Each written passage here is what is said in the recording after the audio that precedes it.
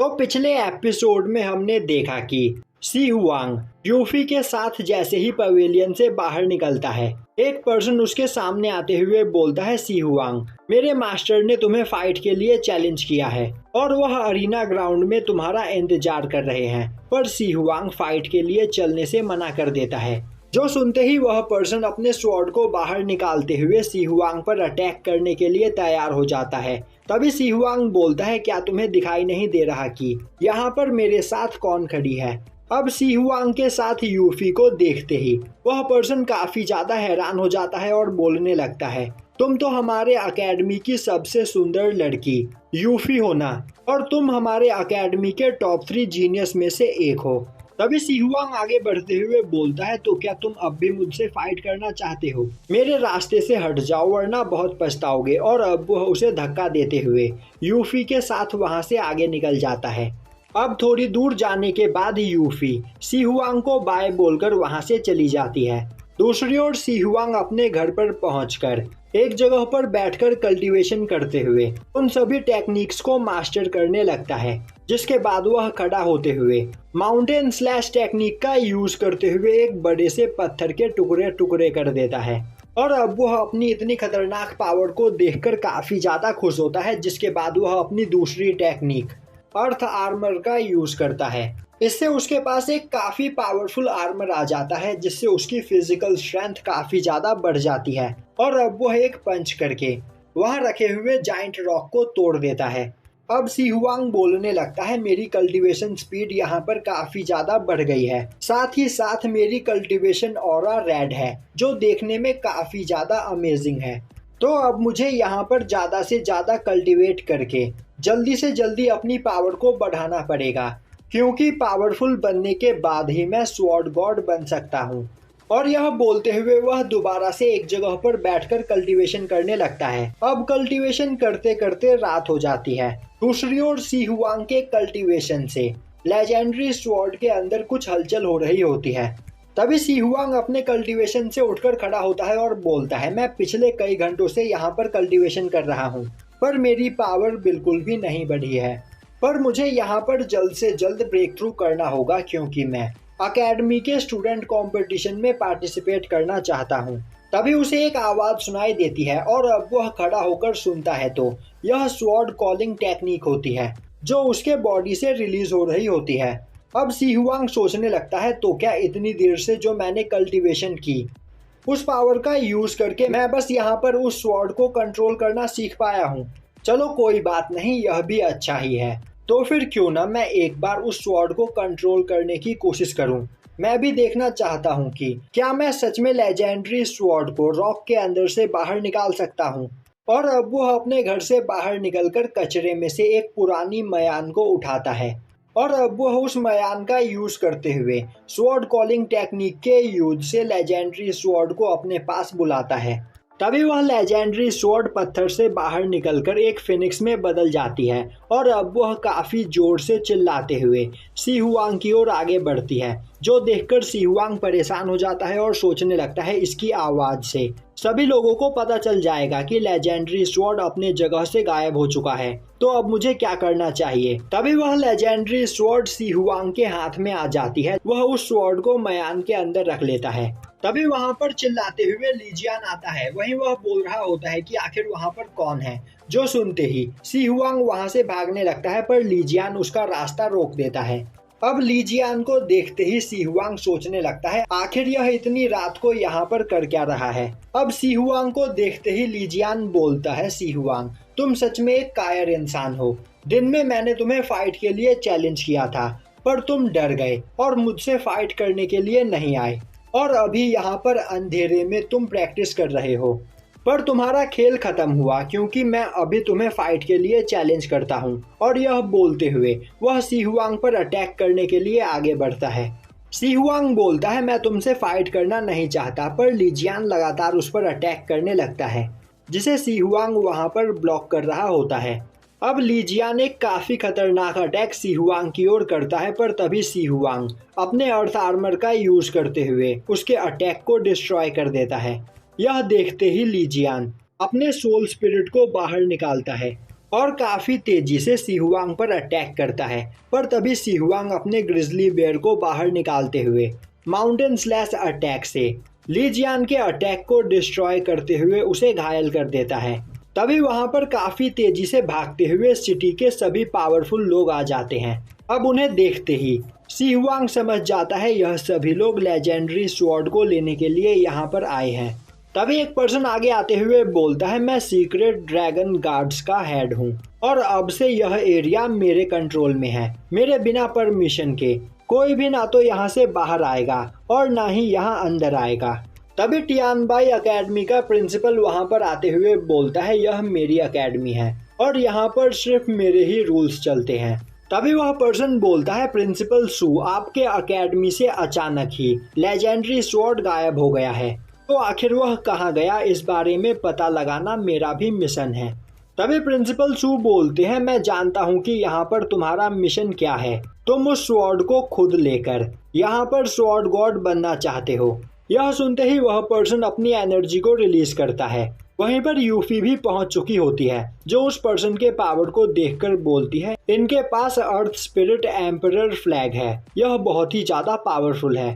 तभी प्रिंसिपल सू अर्थ spirit 1000 tower को बाहर निकालते हैं, जो देखकर सभी लोग हैरान हो जाते हैं। अब वहां पर प्रिंसिपल सू शांत होते हुए बोलते हैं, अगर हम दोनों ने यहाँ पर फाइट करना स्टार्ट कर दिया तो यह पूरा एरिया डिस्ट्रॉय हो जाएगा, तो हमें शांति से कुछ सोचना चाहिए। वह पर्सन बोलता है, तुमने बिल्कुल सही कहा। तभी प्रिंसिपल सू बोलते हैं, मेरे ख्याल से लेजेंडरी स्वॉर्ड ने यहाँ पर अपना नया मास्टर चुन लिया है, तो अब हम इसमें कुछ नहीं कर सकते हैं। तभी वह पर्सन बोलता है, पर अगर हम उस स्वॉर्ड के नए ओनर को मार दे तो वह स्वॉर्ड हमें मिल सकता है, पर यह काम हमें जल्द से जल्द करना होगा, क्योंकि उस आवाज को सुनकर सिटी के सभी पावरफुल लोग यहाँ पर पहुँचते ही होंगे, तो हमें जल्द से जल्द उस स्वॉर्ड के ओनर को यहाँ पर ढूंढना होगा। तभी लीजियान आगे आते हुए बोलता है, मैं जानता हूँ, मैं जब यहाँ पर आया तो सी हुआन इस जगह पर अकेला खड़ा कुछ कर रहा था, तो उसे लेजेंडरी स्वॉर्ड के बारे में जरूर पता होगा। यह सुनते ही वह पर्सन बोलता है, तो आखिर कौन है यह सी हुआन। तभी लीजियान एक और इशारा करते हुए बोलता है, वह वहां पर खड़ा है। यह देखकर सी हुआन परेशान हो जाता है। तभी लीजियान बोलता है, मैं जब यहाँ पर पहुंचा तो इसने मुझ पर अर्थ स्पिरिट ग्रिजली बेयर से अटैक किया। सभी को पता है कि अर्थ स्पिरिट सबसे ज्यादा पावरफुल स्पिरिट है, पर मैं उसके अटैक का सामना अपने वेपन के साथ भी नहीं कर पाया, तो शायद से वह लेजेंडरी स्वॉर्ड इसी के पास है। यह सुनते ही सभी लोग सी हुआंग को चारों ओर से घेरने लगते हैं। तभी वह पर्सन अपने स्पिरिचुअल हैंड का यूज करते हुए सी हुआंग को पकड़ लेता है और अब वह उसके पास मौजूद म्यान को उठाते हुए उसके अंदर से स्वॉर्ड को बाहर निकालता है, जो देखकर सी हुआंग काफी ज्यादा डर जाता है और सोचने लगता है, अब यहाँ पर मेरा मरना तय है। तभी वह पर्सन देखता है कि वह स्वॉर्ड एक बेकार सी जंग लगी हुई स्वॉर्ड होती है, जिसे देखकर वह बोलने लगता है, आखिर यह एक लेजेंडरी स्वॉर्ड कैसे हो सकती है, यह तो एक ट्रैश है। तभी प्रिंसिपल सू बोलता है, लेजेंडरी स्वॉर्ड के ऊपर गॉड्स का ब्लड लगा हुआ था, जिस वजह से उस स्वॉर्ड में कभी भी जंग नहीं लग सकता है, तो शायद से यह वह लेजेंडरी स्वॉर्ड नहीं है। अब सी हुआंग भी यह देखकर हैरान हो जाता है और सोचने लगता है, क्या यहाँ पर लेजेंडरी स्वॉर्ड अपनी आइडेंटिटी को छिपा रही है। तभी वह स्वॉर्ड वहां पर बैंड हो जाती है, जो देखकर सभी लोग बोलने लगते हैं, यह कोई स्वॉर्ड नहीं बल्कि यह बस एक लोहे का टुकड़ा है, आखिर इसे कोई लेजेंडरी स्वॉर्ड कैसे बोल सकता है। तभी एक पर्सन बोलता है, शायद से यह स्वॉर्ड सी हुआंग के लिए बहुत ही ज्यादा कीमती है, इसी वजह से सी हुआंग ने इस बेकार से स्वॉर्ड को अपने पास संभाल कर रख रखा है। अब वह पर्सन सी हुआंग को वह स्वॉर्ड वापस दे देता है, जो देखकर सी हुआंग चैन की सांस लेता है। तभी लीजियान बोलता है, मुझे लगा ही था कि इस जैसा कमजोर इंसान आखिर लेजेंडरी स्वॉर्ड को कैसे बाहर निकाल सकता है। अब सी हुआंग बोलता है, मैं यहाँ पर बस अपनी ट्रेनिंग कर रहा था, पर अचानक ही लीजियान ने मुझ पर अटैक कर दिया और मैं यहाँ पर अपनी ट्रेनिंग में इतना ज़्यादा बिजी था कि मेरे आसपास क्या हुआ मुझे कुछ भी पता नहीं चला। जो सुनते ही लीजियान बोलता है, तुम झूठ बोल रहे हो, लेजेंडरी स्वॉर्ड की आवाज़ बहुत ही ज़्यादा तेज थी, तो तुम्हें इस बारे में कैसे पता नहीं चला। सी हुआंग बोलता है, मैं यह साबित कर सकता हूँ, मैं आज ही पवेलियन से टेक्निक लेकर आया था, जिस टेक्निक की मैं प्रैक्टिस कर रहा था, और कल्टीवेशन करते हुए मैं उस टेक्निक को मास्टर करने में इतना खो गया कि मुझे कुछ पता ही नहीं चला। और अगर आप लोगों को मुझ पर यकीन नहीं तो मैं अपनी उस टेक्निक का यूज ली जियान पर कर सकता हूँ। तभी ली जियान बोलता है मैं तुमसे फाइट करना नहीं चाहता हूँ, और यह बोलते हुए वह वहाँ से भागने लगता है। तभी सी हुआंग अपने ग्रिजली बेयर को बाहर निकालते हुए काफी तेजी से उस पर अटैक करता है, पर तभी एक पर्सन बीच में आते हुए ली जियान को उस अटैक से बचा लेता है। और यह पर्सन ली जियान का फादर लीजी होता है, जो कि ली फैमिली का हेड है। तभी लीजी बोलता है आखिर तुम्हारी हिम्मत कैसे हुई मेरे बेटे पर अटैक करने की, क्या तुम यहाँ पर मरना चाहते हो? सी हुआंग बोलता है ली जियान, जब से मैं अकेडमी में आया हूँ तब से मुझे डेली बुली किया करता था, इसीलिए आज मैं इससे अपना बदला ले रहा हूँ। तभी लीजी बोलता है तुम एक छोटे से गांव के गरीब फैमिली से यहाँ पर आए हो, तो तुम्हारी हमारे सामने कोई औकात नहीं, और ली जियान जब चाहेगा तब तुम्हें बुली करेगा, और यहाँ पर बस तुम्हारा यह काम है कि तुम चुपचाप ली जियान से मार खाते रहो। तभी सी हुआंग गुस्से में बोलता है नहीं, अब बस बहुत हुआ, अब मेरे पास भी पावर है जिसका यूज करते हुए मैं अपने आप को प्रोटेक्ट कर सकता हूँ, और मुझे इससे कोई फर्क नहीं पड़ता कि ली जियान तुम्हारा सन है या कोई और। अगर आइंदा उसने मुझ पर अटैक करने की कोशिश की तो मैं उसे नहीं छोड़ूंगा। यह सुनकर लीजी को काफी ज्यादा गुस्सा आता है। तभी प्रिंसिपल सू बीच में आते हुए बोलता है लीजी, यह तुम्हारी ली फैमिली नहीं बल्कि मेरा टियानबाई अकेडमी है, और यहाँ पर तुम्हें क्या लग रहा है कि तुम अपनी ली फैमिली के रूल्स मेरे टियानबाई अकेडमी में चला सकते हो? अगर आइंदा ली जियान ने अकेडमी के किसी भी डिसाइपल को बुली करने की कोशिश की तो तुम्हारे ली फैमिली में से किसी भी पर्सन को हमारे अकेडमी में एडमिशन नहीं मिलेगा। तभी लीजी बोलता है मुझे सी हुआंग की बात पर यकीन नहीं, अभी अभी इसने कहा कि आज यह पवेलियन से स्पिरिचुअल टेक्निक लेकर आया है और आज ही भर में उसने उस स्पिरिचुअल टेक्निक को मास्टर कर लिया। आखिर यह कैसे हो सकता है? यह जरूर यहाँ पर हमसे कुछ छिपा रहा है। यह सुनते ही यूफी बोलती है आज वह खुद सी हुआंग को पवेलियन में लेकर गई थी, जहाँ पर सी हुआंग ने अपने लिए टेक्निक्स को चुना था, तो सी हुआंग बिल्कुल सही बोल रहा है।